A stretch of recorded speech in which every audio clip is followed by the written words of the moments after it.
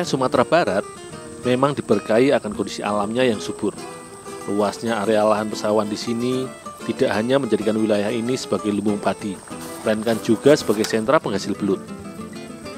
Bagi penduduk di wilayah Agam, belut merupakan salah satu komoditi alam yang cukup digemari. Selain terkenal akan kandungan proteinnya yang tinggi. Layaknya di wilayah Pasaman, tingginya permintaan akan belut di pasar menjadikan petani di wilayah ini juga memiliki profesi sampingan sebagai pemburu belut. Tak heran jika satu orang pemburu belut bisa mempunyai puluhan hingga ratusan luka yang merupakan hasil karya mereka sendiri. Salah satunya, Pak Amri ini yang sudah puluhan tahun menjadi pemburu dan pengepul belut di wilayah Kabupaten Agam. Aktivitas pemburu belut biasanya dilakukan selepas masa panen hingga masa tanam tiba. Karena pada masa ini merupakan masa peralihan dari masa kemarau menuju permulaan musim hujan, di mana pada masa ini belut akan bersarang dengan membuat lubang di lumpur untuk berkembang biak. Bagi para pemburu belut, pagi hari merupakan waktu yang tepat untuk mengambil perangkap belut atau luka. Karena belut bersifat nokturnal, yaitu belut biasanya akan berburu mangsa dengan membuat lubang di lumpur pada malam hari. Dalam satu malam perburuan, setiap luka yang terpasang seringkali dapat berisikan sekitar 2 hingga 10 ekor belut yang terperangkap di dalamnya.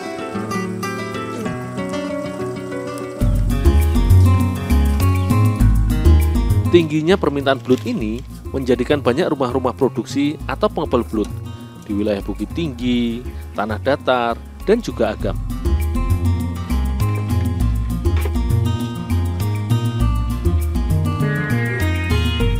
Sebelum diolah menjadi belut kering, belut harus dibersihkan terlebih dahulu isi perutnya serta kotoran agar dapat diolah. Selanjutnya, belut yang sudah dikeluarkan isi perutnya pun dicuci hingga bersih dari sisa kotoran serta darah yang masih melekat di tubuh belut, agar belut lebih tahan lama ketika telah dikeringkan nanti.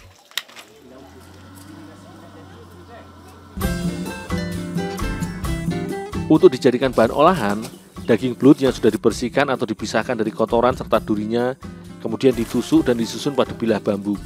Fungsinya agar daging belut mudah untuk dijemur serta kering sempurna.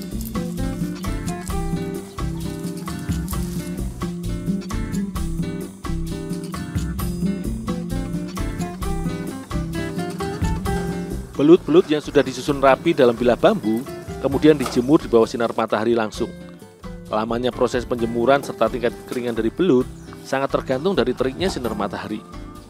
Semakin terik matahari yang bersinar, berarti semakin cepat proses pengeringan.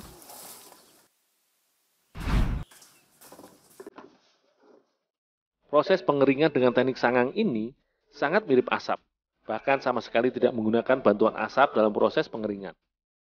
Proses pengeringan dengan teknik ini cukuplah singkat bila dibandingkan proses pengawetan daging belut lainnya, yaitu hanya membutuhkan waktu sekitar 1 hingga 2 jam untuk mendapatkan belut yang benar-benar kering dan minim kandungan air.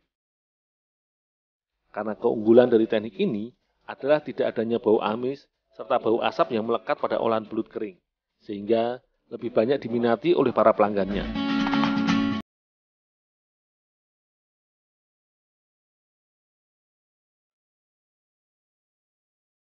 Belut yang sudah kering disortir berdasarkan kondisi serta panjang ukuran sebelum dikemas dan dikirim ke pasar lokal maupun untuk diekspor.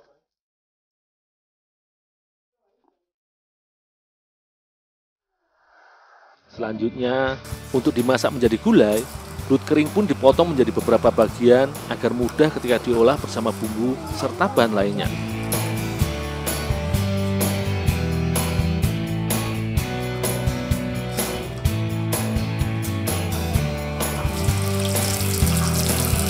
Sebelum diolah bersama bumbu dan bahan lainnya, belut kering pun dimatangkan atau digoreng terlebih dahulu hingga teksturnya garing dan lebih renyah.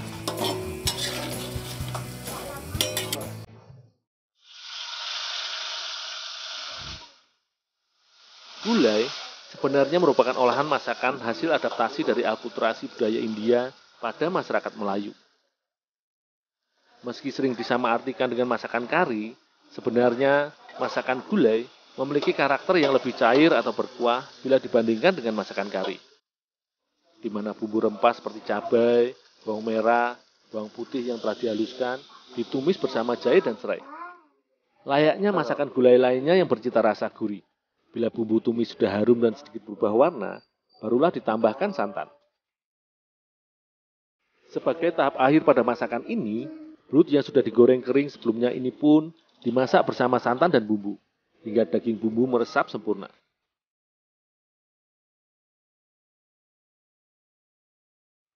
Agar gulai lebih nikmat dan segar, Kak Risa pun menambahkan perasan air jeruk lemon ke dalam masakan. Semua campuran bahan olahan ini terus dimasak hingga kuah santan mendidih dan sedikit asap.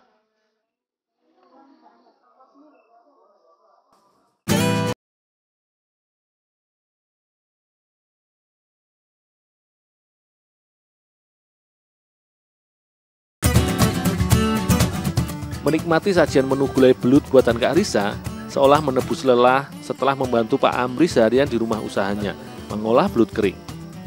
Daging belut yang gurih terasa semakin istimewa dengan balutan bumbu gulai yang segar. Selain nikmat, daging belut memang kaya akan nutrisi yang baik bila dikonsumsi tubuh. Berdasarkan penelitian, daging belut kaya akan protein, leusin, serta arginin.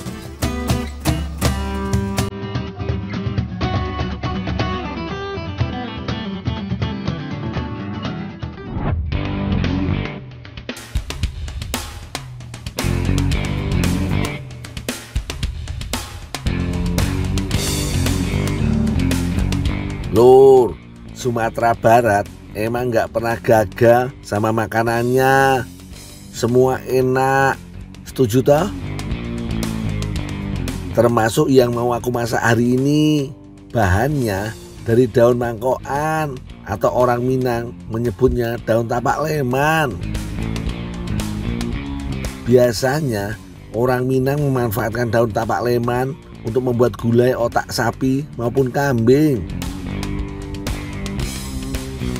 Otak yang berbau anyir bisa hilang dengan dimasak bersama daun tapak leman. Pilih daun tapak leman yang muda yo. Biasanya berada di pucuk tangkai dan berbentuk bulat.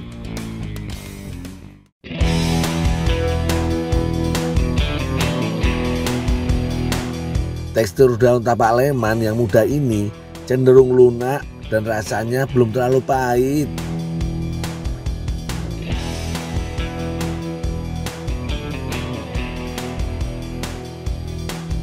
Cuci daun tapak leman sampai hilang getahnya.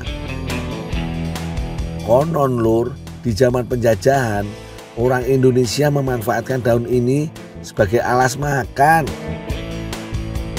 Aku juga pernah membuat lakso di kota Pangkal Pinang dengan cetakan dari daun tapak leman atau daun mangkokan ini lur.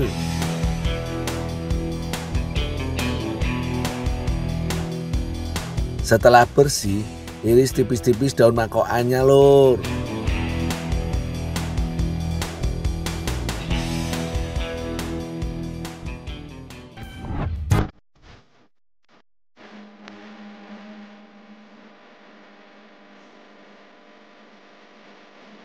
Sekarang rebus daun tapak lemannya yo. Oh iya lur, daun tapak leman atau daun mangkokan ini termasuk tanaman obat. Khasiatnya untuk kesehatan sangatlah besar. Salah satunya, daun tapak leman mengandung vitamin A dan C yang mampu menjaga daya tahan tubuh. Daunnya sudah layu nih, jadi sudah bisa diangkat.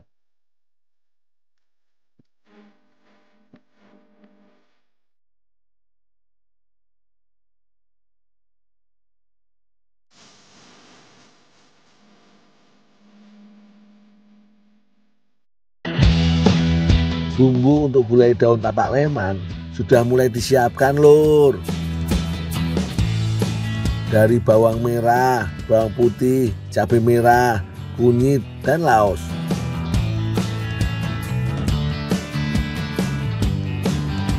Ini bahan penting dalam masakan Minang.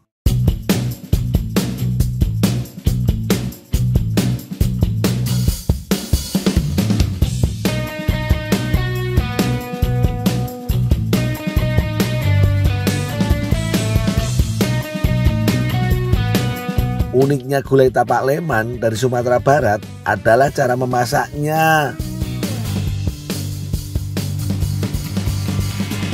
Bumbunya tidak ditumis terlebih dahulu lur, tapi dimasak bersama santan.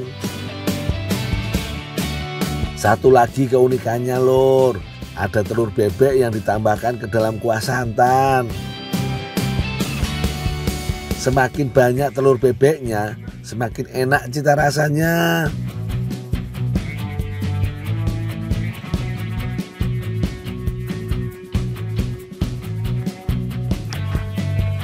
Bu, ini Bu, daun tapak lemannya Bu, udah direbus.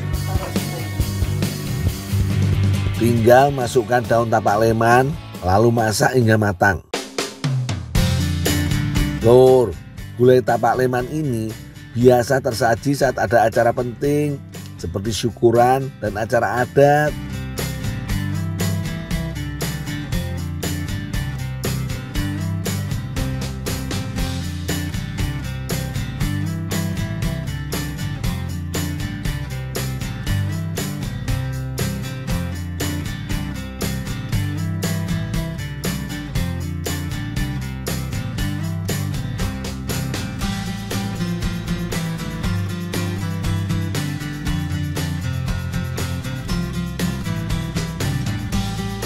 Rasanya, yo jangan ditanya lagi lur.